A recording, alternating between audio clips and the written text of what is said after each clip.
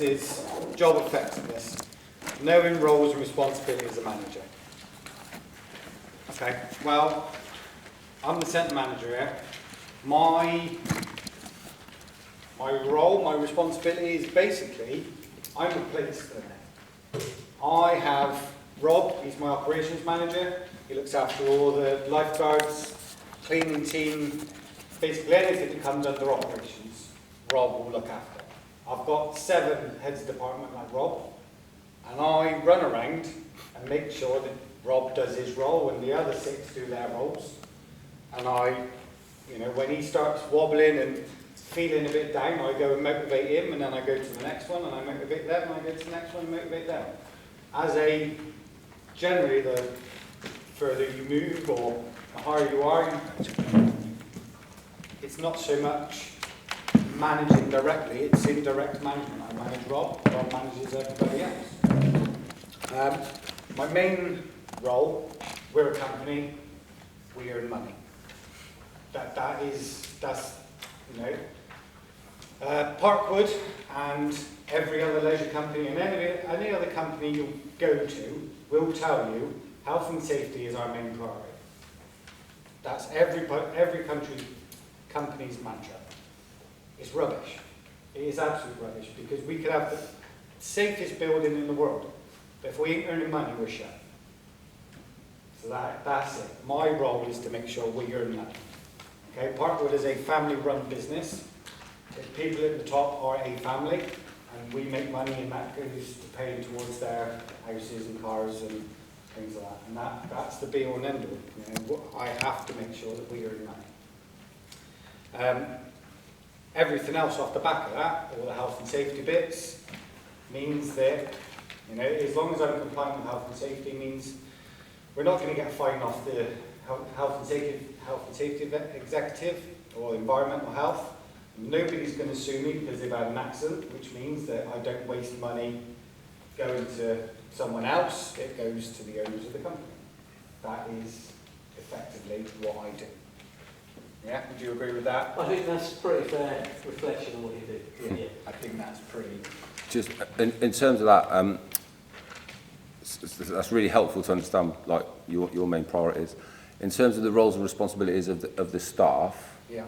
How does Parkwood kind of make sure that everything maybe gets done, or how's that separated or worked out? So it depends. That's site by site. Depends on how it works out. If you go to a smaller site, there might only be 2 or 3 heads of department, and that's how they manage it. There's a couple of duty managers that don't. Yeah, it's all really independent. Wherever you go, whatever company you work for. As Parkwood, we don't have much of a regional support team, so there isn't a lot of people running around the region helping us out. Whereas I used to work for Everyone Active, and there were hundreds of people in the region that would run out and make sure that people do the roles. So I guess I'm checked through audits. I have 2 health and safety audits every year. It's done from Parkwood employees. I have 2 external health and safety audits. I have a finance audit, which I know about when the guy starts walking across the car park. It is just turn up, check my paperwork, make sure everything's on. And everything else is audited by somebody outside. So I can't fudge anything. The way that centre runs means that I have to be above board on absolutely everything. I don't know, for an example, if I buy something, if I work at another site, I can put that under a code and hide it somewhere. Yes. I could go and buy something and, let's say, put it under maintenance. I can't do that here. If I do something like that, I get fired. It's completely different on this site because of the way that the council built it and funds it. It's fair to say this site is unique in a way within Parkwood, with how strict the contract is with the local authority. Okay. It was built 7 years ago with a lot of funding, and with that comes a lot of stipulations. We have a lot of people from the banks coming in and checking we're doing things correctly. So Scott's having to report to them as well as to the general manager, who in other companies would be known as the contract manager. He's got a couple of other sites about it as well, who would then report assistant regional director and up. Scott's got the report to the council. We've got to submit reports to them every month, the user figures. They come in and check us every month, as well as the odd unknown mystery visit and that sort of thing. So we can't even have a few days where we can think, "Oh, no audit's coming up at the moment." Every day, you've got to be on it. Otherwise... As far as making sure jobs are done and tasks are done properly, customer complaints. We work in a building where there's 60,000 people every month that come in, and to be fair, for the size of the building, that's actually not a lot of people. No. There's 60,000 people every month, and if somebody isn't doing their job, I will learn about it, because there will be a complaint after complaint there. Either, you know, an area is dirty, or somebody's being rude on reception, or the perception out towards the customers, and a lot of people pay a lot of money to be a member here. They don't let it slide. They don't let it slide. One of the biggest stresses in working in leisure is just the sheer amount of complaints. Just the sheer amount of complaints. I don't know. Sometimes it's not volume, sometimes it's not. It's never ending.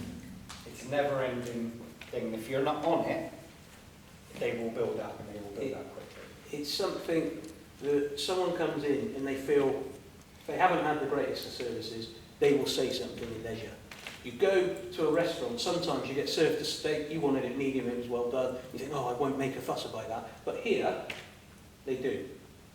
Yeah. And so, making sure the job, the effectiveness of the staff, you've got to be on it. So, from me, down to the duty managers, ensuring that the cleaners are doing their bit, the creche staff are fully staffed, we're not closing areas, reception are working effectively and efficiently.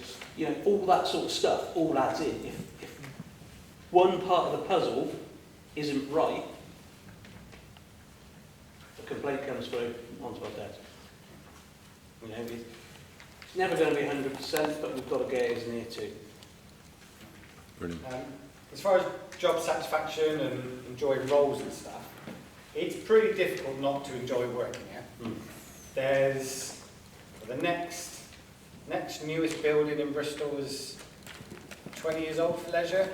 Hallfield had a redevelopment 16, 17 years ago.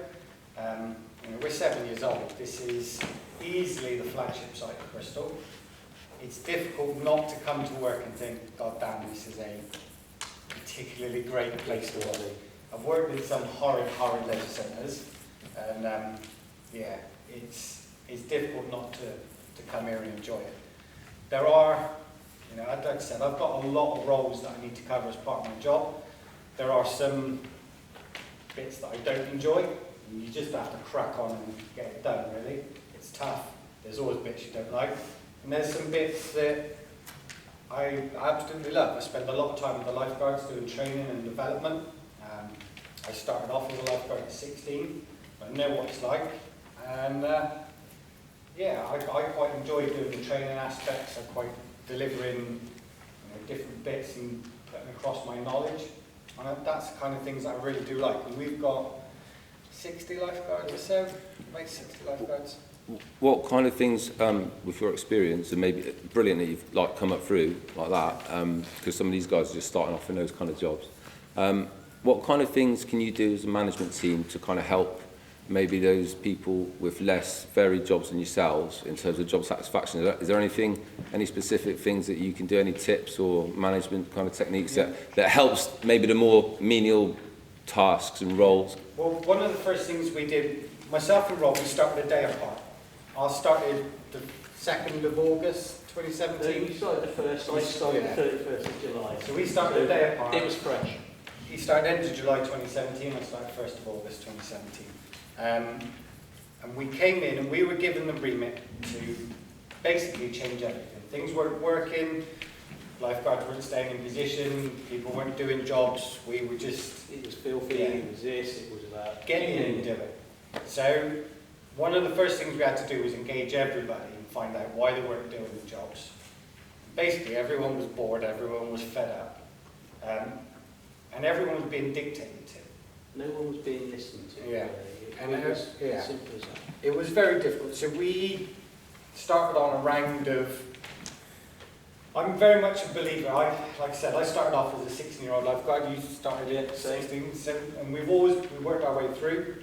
And it's difficult to do a job when a manager A has never done the job and B is dictating you how to do it. So the rule of thumb with any health and safety work, and you should broach it always as a health and safety point of view, is the fact that you have to engage people and get their opinions. Okay? People are much more likely, if I said to you, I need you to stand there, and just told you, stand there. Within 2 minutes, you'll walk off. You'll come back, you get bored. If I tell you exactly why, and we engage, and you generate the rules of why you need to stand there, you're much more likely to do it yourself.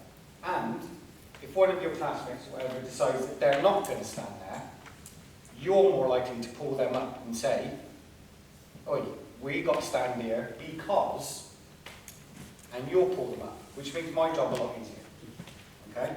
So you make people, you lead them into a position where they're either coming up with the rules themselves, or they feel that they've come up with the rule themselves. Much more likely to buy in and much more likely to pull other people up about it. Okay, it helps massively. Giving people responsibility and encouraging them to take ownership.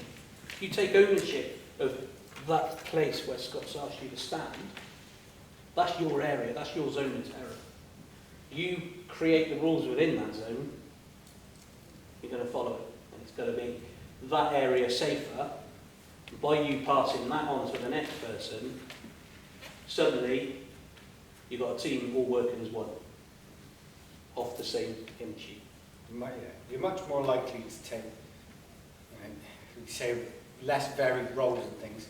If you can generate somebody to have a little bit more, ownership of that area and a little bit more pride in it, they'll not only do the job better, but they'll pull people up that aren't doing the job as well, because they know they've got to work twice as hard next time.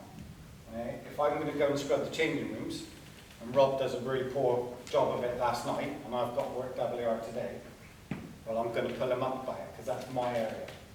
Years ago, when I first met my regional director, we changed companies. I still stayed in the same role, but we changed companies. My new regional director came in, and he wanted to have a look in our pool plant. And I opened the door and said, welcome to my pool plant. And after that, we got on like an house on fire, because that's my area. I'm working in that area today. It's my area. Don't come in, don't touch it. This is mine. I have some ownership on it. My regional director absolutely loved that, because he knew straight away, don't mess about. You don't need to come down and check and make sure everything's right, because he knows that's my area, and no one's going to go and mess it up. And that just helps massively. It generates that bit of ownership into it. Brilliant. Is there any, you've got any questions on that? No, it's really good, because some of the answers you're giving, they may be jumping around some of the areas. Yeah. So obviously that's why we can trawl back through this and help you later on. So yeah, it's really great. But some of the answers that they're giving might be suitable for the different elements. Yeah. Yeah, brilliant. Yeah. Paying minimum wage. Well, paying minimum wage, I don't have a choice. Parkwood is a national company. We've got several sets of human resource managers, and they set pay scales. We, on site, can choose to put it higher or do whatever, as long as I can justify that. But there is a monthly report, and HR will send it to me and say, this person has just turned 21, you now need to raise their minimum wage because they've gone 21 or 25 or whatever, but there is a monthly report and they send it to me, and I cannot go against that. That's just, it's kind of the easiest one there. And the HR guys, they are absolutely brilliant. Yeah, they are absolutely brilliant. They are a massive help to me, massive help to me. And they're there just to support us. They are a support team. They'll support me and make sure that I don't do stuff that's wrong. So the same with recruitment and disciplinaries. They've drafted the procedures, especially disciplinaries. They double check all of my letters. So before I send the letter out to you guys saying, you're going to get disciplinary because of whatever, the HR team will scan over it to make sure that I haven't written anything that's either too vague or leaves the company in a vulnerable position. Okay, so they'll back us up on that. We get to, if an incident was to happen, we get to make a decision. Do we need to investigate it? Because all disciplinaries go through an investigation process. Okay, you have someone in taking the note. You sit down and talk to that person or persons. You get your statement, that sort of thing, and find out whether it warrants going to a disciplinary, or whether it's a case of, okay, give you a letter on this occasion, that sort of thing. So we make that decision. Some things, the decision's made for you depending on what they've done. But once that happens, it then goes to a senior person. Scott will normally do majority of the disciplinaries, and from there, you either just get a slap on the wrist, you get your written warning, you get your final written warning, and then you're out the door. If it's gross misconduct, theft, assault, that sort of thing, then start looking for another job. It's, What would be the risk to the organisation if you didn't follow that policy or procedure properly? well, Like just Yeah. what might be some of the outcomes? I know it's so- probably just a short answer. So the risks that come from those type of things are, you can have a particularly bad employee. I'll use an example from years and years ago. One of the managers I worked for, old Paul was shut down. She was absolutely adamant that one of the duty managers of that pool was stealing. Absolutely adamant. She, there was always changes on the till. There's definitely money going missing. So she went in one night, opened the vending, counted all the vending, put it all back in the machine, left a note, would you mind counting the vending machine tomorrow morning? That person came in, counted the vending, £200 less than the manager counted it at midnight. Okay? Person, straight away, investigation, disciplinary, okay, you're fired because you've been stealing. Appeal come in, did somebody check the float, or did someone check the vending with the manager on the night? No, they didn't. Well, she could have made a mistake, could have miscounted. That person was then re-employed because they've appealed and there isn't sufficient evidence to carry on with the sacking or termination of his contract. So somebody who's absolutely been stealing for maybe 20 years gets fired because they should, but because you haven't quite followed the right procedure, you left yourself open, that person will come back in. Now, they know that you're checking on them, so they're going to be a little bit more devious in their workings, because once they've started stealing, they kind of rely on that money. They're going to be a bit more devious, so it's difficult to get them again. But then it also looks as if you are trying to get them again. So, if you then put them in for another disciplinary for something, it looks like you're trying to get them out, even though they might be the worst employee in the world, which means they can go to an employment tribunal and say, Rob can come and say, Scott forced me out of my job. He tried sacking me once, I appealed against it because he didn't follow procedure, so I got my job back. He then managed to carry on stealing from me for another year, but because every time I try and pull him on discipline, it looks like I've got a vendetta against him, he can then effectively sue me or sue the company for wrongful termination and just about everything else. I might as well give him a checkbook with sign it and leave it blank and say how much money do you want. That's kind of the risk that happens.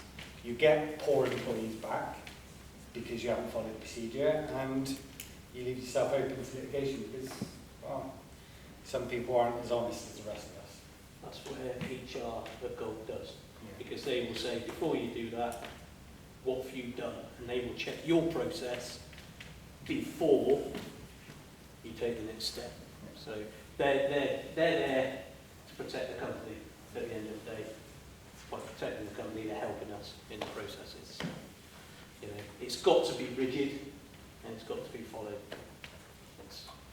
If we didn't have that, I dread to think what would happen.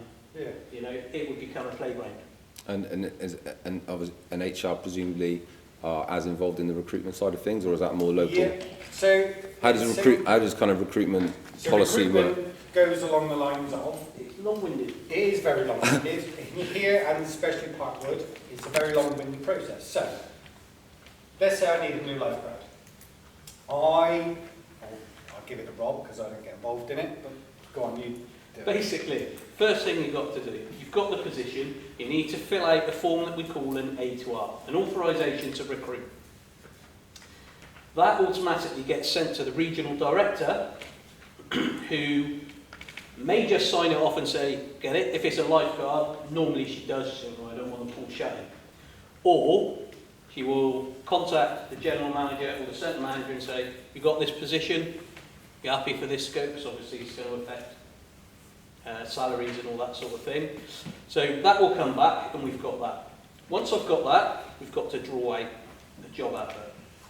That then goes to HR, who will put it on sites like Indeed, Leisure Opportunities, Leisure Jobs, those sorts of sites.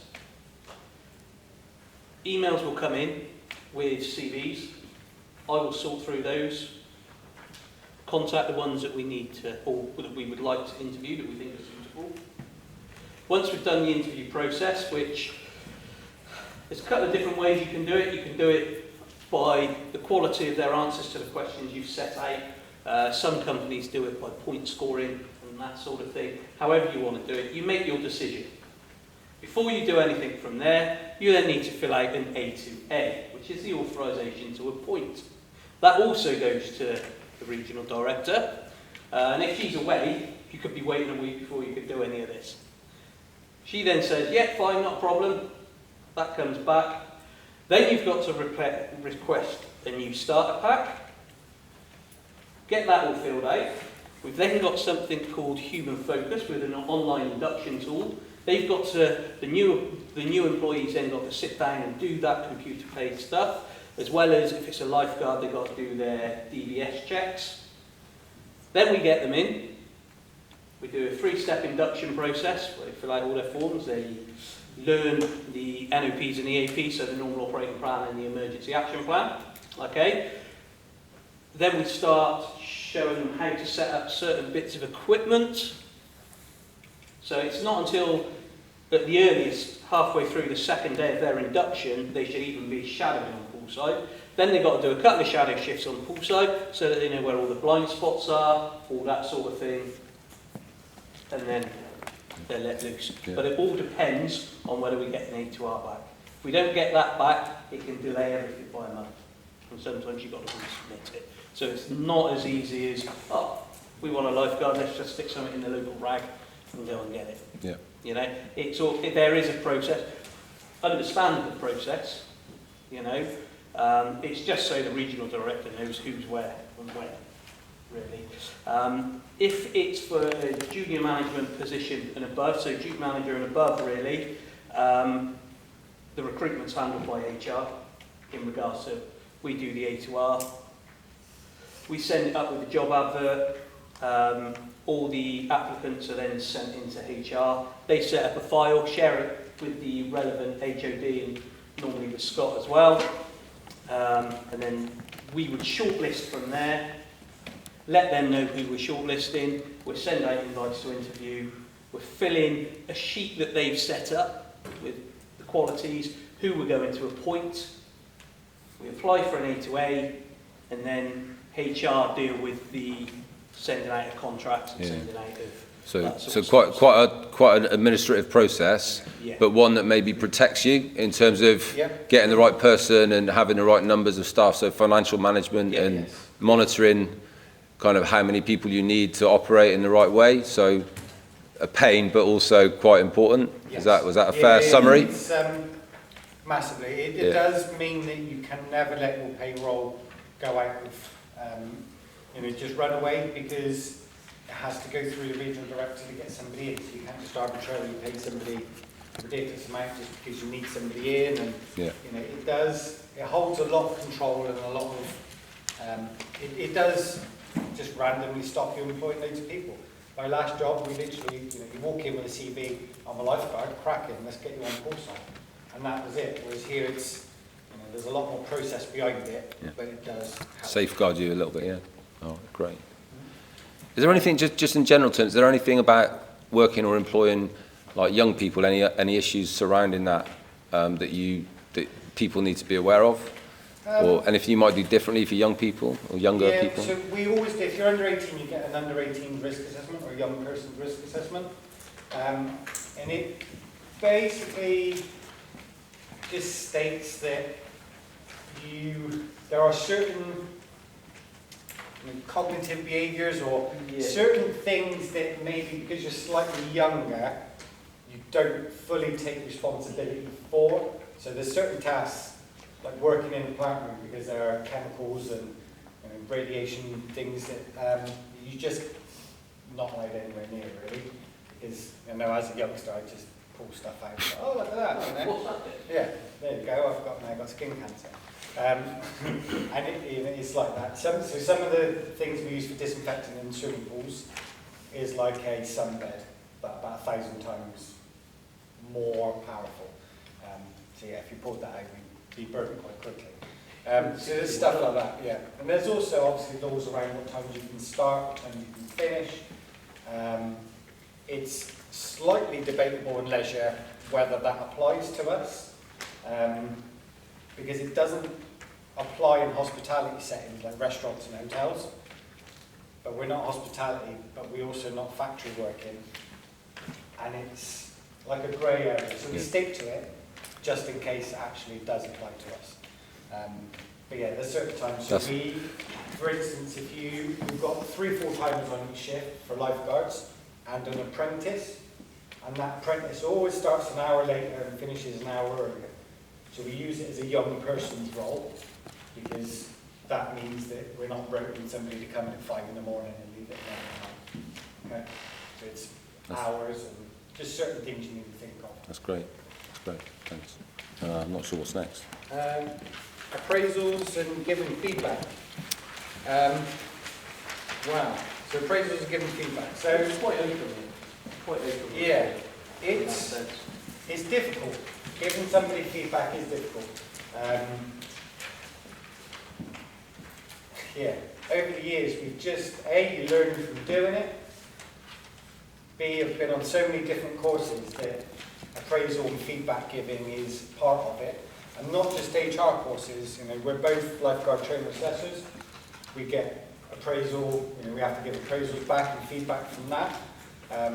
Just about everything we do. And last week before, we did a critical conversations training. It was led by our HR team. And that was basically how to have difficult conversations, how to start it, how to pull people in, when we need to do it. It's when you realise actually quite a few conversations you have could be classed under that category. Can you give us an example of what a difficult conversation might be? What kind of area? So, well, it could be absolutely anything. So it might be, so we talked about disciplinary, so it might be that you want to pull somebody in and have an informal chat with them before it gets to disciplinary. So you have to be honest and say, look, you know, your performance isn't good enough, you need to pick up, but you need to be specific.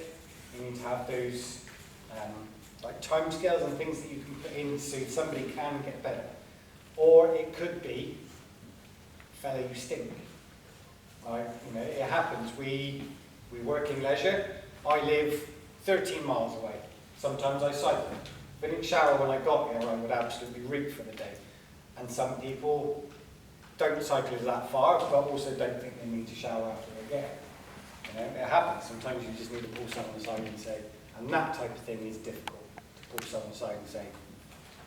So you've got to be quite sensitive about how you approach it. Yeah. And they may have a medical reason as to why. Yeah. And it might not be that they've cycled 13 miles on a really hot day. Yeah.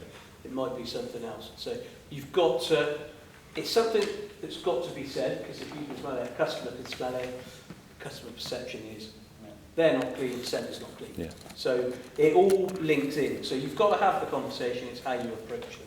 Yeah. And it isn't a case of walking in with a can of links and dumping it elsewhere. Yeah. So is there a formal appraisal process with the company? Is Yes, that yeah, there is annual or? formal appraisal, so I'll get mine. Yeah. I'll get mine from my GM. Yeah. And then I do the heads of departments and it goes down. And it's, so normally with an appraisal, or the way that I like to do it anyway, is I will send it out a week before I actually do it. So I'll give Rob his and say, you know, there's a section that will say, what do you feel that you're good at? What do you feel that you need to improve on? And what are your goals? So I'll give them at least a week heads up and say, right, we're having it next week, but you need to think about these sorts of things. Because then I'll come in and fill out the things that I think you're good at, things that I think you need to improve on.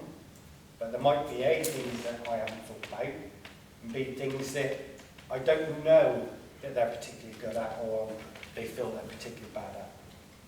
So I like to send mine out a week early. Well, last year I got taken for breakfast because it's nice to go somewhere else. It makes that conversation easier. Where did we go out? No, we did. I didn't take you out last year. Didn't even I get did to take you out coffee, this year. But yeah, sometimes it's nice just to go somewhere else, outside of work, because it makes the conversations easier. It makes it a bit more open. It's a bit more of a rapport in that kind of setting. But yeah, so the appraisal stuff, and it always links back. Normally they go top down. So you know, my manager will have his before he delivers mine, and then it feeds down, feeds down, feeds down. We have them every year. Try to have them every year, but we've got 200 odd employees here, so we focus on the full-time ones, and we just have a general sort of meeting for the part-time ones, not specific appraisals, because otherwise we would never finish them, to be honest with you. I think it's fair to say that we don't wait for a year to say how you're getting on. That's the formal process, but I had a good chat with one of the duty managers this morning, just touch base, how you getting on, how's this, how's that, how's your course coming on, he's planning a lifeguard course, that sort of thing. So you're catching up with them all the time. We also have team meetings where you're getting feedback and that sort of thing. So it isn't all, well, appraisals on that day, I'll wait 365 days until I have your next one. You guys It's not like that. done the SMART objectives, you know, specific, measurable, that kind of, we've done the SMART objectives. So within all the appraisals, I won't give a year time scale. Some will be, I want this completed in 12 weeks. Some I'll have this done in 26 weeks. Okay, especially if we're talking about training and development, because I want to do a whole project in 12 months. So I will give you, I want this bit done in 4 weeks, and we will deliver 12 elements over the year rather than, so it, you know, like Rob said, we don't wait 365 days. I will pick things up and then set myself reminders to make sure I tick out with that person every couple of weeks until it's all done. So it isn't do it, lock it away. It's a live document. It should be continually used and continually updated. With that as well, with any new starters, there's a probation period, a 3-month probation period, and you can meet with them at any time if you want to give them positive feedback or if you want to give them pointers of where they're going wrong, to use something other than negative feedback. So you can meet them at any time, and that is an important period to use with regards to recruitment and PDRs, that sort of thing, because if you meet them at 3 months and document what you're saying, you can give someone a week notice. If they're struggling, they're not up to standard, you've got that 6-month window where you can ask them to leave within a month. If you're then a week outside that 6 months before you do anything, they've got their full rights. You've got to give them a month's notice, we've got to give them a month's notice. You've got to go down the full disciplinary procedures. So all of this all works in. So whether it's your annual PDR or whether it's a 3-month review, probation review, anything like that, it's important you've got to follow them. Yeah. To look after yourself, to look after your employees, to look after the company. Okay. And in terms of like your staff, so are there any, do you use KPIs in terms of So you have the appraisal. Is there anything related, like performance management, to the appraisal in terms of? So that will depend on what area. Yeah. The sales team are heavily KPI'd. Right. The gym team are as well. Yeah. Rob's area is a little bit more difficult to go on KPIs because it's operations based. Yeah. So his KPIs are more customer complaints and the fact that we're not having to close anything down. Yeah. And so it's that kind of stuff. It depends on who it is. Yeah. And certainly my first appraisal here, first couple of weeks in, look, this is what we want from you in your first year, and it was all linked to, we want 8% in our HR audit, we want 9% in our health and safety audit. Everything I do is KPI linked because that's basically it. But yeah, the further, depending on what areas you're in, and it all links around. But there's always a KPI, but it always links back to that SMART analysis. Because there's no point in saying I want this. It has to be, specific. You have to be able to measure it. And set timescales on it. So it goes back to that SMART. Great. Rob, I'm just Scott. Sorry, I'm just conscious of your time, and I know it's great. I mean, it's great information, but I'm just conscious of your time. Are you okay to? Yeah, I think there's not you've not got more else to okay, great. I was just checking because we've been half an hour and there's a few people yawning, so it's not you, it's them. This is 30 new lifeguards for me. Yeah. Recruitment's full. Yeah. All right. Okay, that's great, and thank you. No worries. So what we've got, managing work-life balance. I'd say it's difficult. It is very difficult, work-life balance. We're pretty lucky here in respect of our general manager. As long as the work's done and we book things in advance, we can pretty much choose what times we work. Okay? So we've got a head of department calendar. We update that every